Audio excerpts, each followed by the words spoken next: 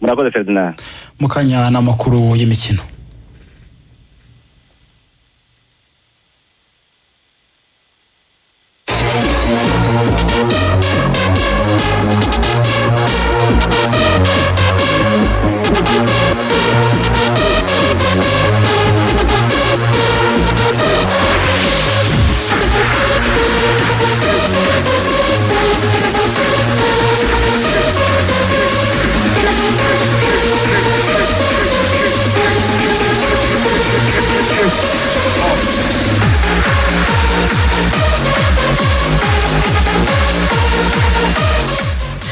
Cynthia aracyari muri studio kugira ngo tugezeho amakuru ajyanye n'imikino. Cynthia, wari wabikomojeho mu ngingo z'ingenzi, noneho birambure.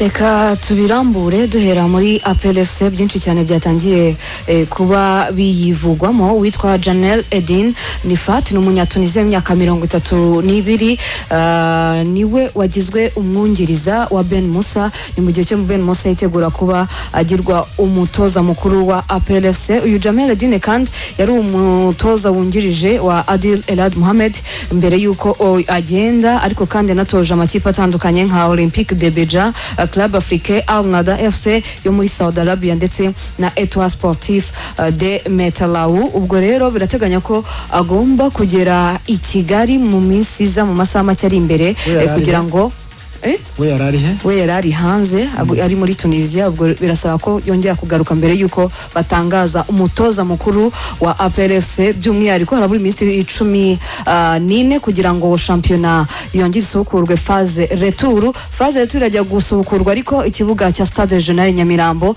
kitacyakirirwaho imikino, ahubwo amakipe yakiragaho yose yasabwe gushaka aho azajya yakira imikino yabo. Ku ikubitiro APLFC yongereye ku yandi makipe atandukanye, Bugesera, ikipe ya Gasogi, ikipe ya Gora ndetse n'ikipe ya Kigali, zose zasabye kuzazakira imikino yazo kuri stade y'Ibugesera. Ni mu gihe cyo kandi ikipe ya APLFC igomba guhura na Rayon Sport ku itariki 11 z'ukwa kabiri. Biteganyijwe ko nta gihindutse uyu mukino wo uzabera kuri stade mpuzamahanga y'akarere ka Huye. Reka tujye muri Kigali, naho ni byinshi cyane biri kuvugwamo nyuma yuko igomba kurara isinyishije abakinnyi babiri batandukanye, Woni Jibril Akuki ndetse na Smaila Moro wakinaga Etincelle. Bari kuvuga ko umwaka utaha baratangirana n'ingamba nshya mu rwego rwo kuba ikipe ishingiye kuri business, batangirana na academy kitezweho yuko kagomba gufasha mu gushaka impano ndetse no kuzidevelopa, byarangiza bakaba banatanga abakinnyi mu makipe agiye atandukanye. Niyonzima waherukaga gutandukana na Bumamuru FC mu Burundi, biravugwa ko agiye kuba nawasubira muri Saudi Arabia. Ni shampiyona muri Saudi Arabia agiye kuba bisikanamo na Hakizimana Muhajiri. Ibiganiro nibigenda neza ikipe ya Jeddah FC niyo ashobora kwerekezamo. Ni Niyonzima kandi twongeye kubona mu ikipe y'igihugu yongeye guhamagarwa na Carlos Alosfera. Bivugwa ko 2023 agomba kongera kumuhamagara kugira ngo abari mu bakinnyi azifashisha bashaka qualification y'igikombe cya Afrika. Reka tujye muri basket. Ikipe y'igihugu ya basket y'abagore iri kwitegura Afro Basket igomba kubera mu Rwanda mu kwa 8 mu matariki 26 kugera ku 6 z'ukwa 8 uyu mwaka izabera mu Rwanda. Niyo mpamvu rero umutoza Sheikh Sar yahise hamagara abakinnyi 17 bagateganyo bagomba guhita batangira umwiherero kuri uyu munsi. Bagiye batandukanye n'abakinnyi bagomba kutangira, ariko abakina hanze bo bakazaza batangira hakiri kare. Ni Afro Basket bazakiramo Uganda, bakiramo Misiri, Kenya ndetse na South Sudan, Tanzania, Ethiopia na Somalia. Ibyo bigo byose bizabiri mu Rwanda kugira ngo bahatanire iyi Afro Basket ya 2023. Bivugwa ko igihugu cy'u Rwanda cyo impamvu cyo kizahostinga cyangwa se kizakira imikino, nayo mpamvu cyo kitazagombera kuba gishaka tike iyo ariyo yose. Reka tujye hanze, turababwira ko ikipe ya Saudi Arabia mu murwa mukuru wa Riyadh nawo uherereyemo Al Nassr iri kuvugwamo Cristiano Ronaldo. Byateganyijwe ko igomba kwakira imikino ya Super Coupe yo muri Espagne ndetse no mu Butaliyani ku itariki 11 z'ukwa mbere. Nejo bundi Real Madrid iraba yakira Valencia ku itariki 12, Real Betis yakire Barcelona maze ku itariki 15. N'ubundi iri gushyira bishyira ko Clasico izongera ikaba ariko igahura bahatanira igikombe cya Super Coupe cyangwa se igikombe cy'umwami hariya. Biteganyijwe ko nta gihindutse ni Real Madrid ndetse na Barcelona. Ari nako kandi ku itariki 19 ikipe ya Paris Saint-Germain izaba ikina na Saudi Arabia All Stars.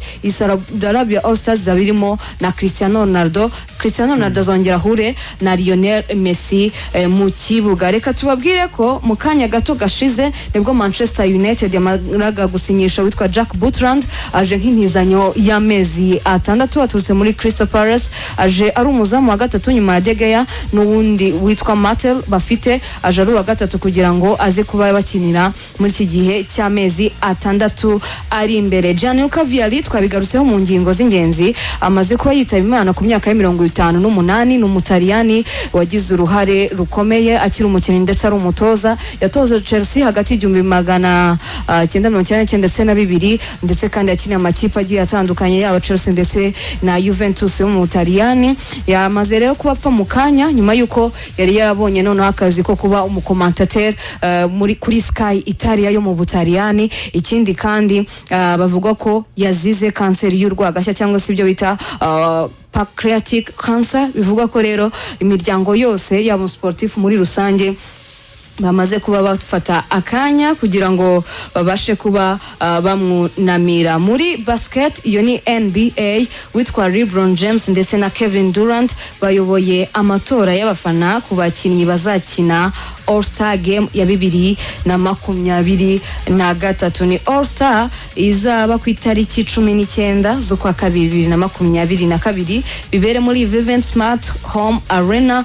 Salt Lake City Utah, aho n'ubundi hasanzwe hakinira ikipe ya Utah Jazz niho basanzwe bakirira. Ni All Star Game igiye kuba kuri nshuro yayo ya 72 edition ya 72. Witwa rero LeBron James ndetse na Kevin Durant bari mu bafana, bari muri bamwe abafana bifuza ko bazakina iyi All Stars. Tubyibuka ko bari abakinnyi babiri bibihangange nabo bagatitamo abo bagomba kuba bakinisha mu makipe yabo abiri abahanganye bitewe n'ukuntu bagiye bitwara muri seze yose ishize. Tubabwire ko ikipe ya Chelsea kandi nayo yinjiye muri deal ya Mikhailo Mudryk nyuma yuko Arsenal bigenzemo biguru ntege. Nayo yamaze kuba yinjiramo directeur sportif wa Shakhtar Donetsk yo muri Ukraine. Yaraye arebye umukino Chelsea yatsindwagamo na Manchester City igitego 1-0. Bivuga ko Chelsea nayo yinjiye mu rugamba rwo gushaka Ukraine w'imyaka 21 umuwinga mwiza cyane. Bivuga ko ashobora gutanga umusaruro cyane ko Chelsea ifite abakinnyi hafi 10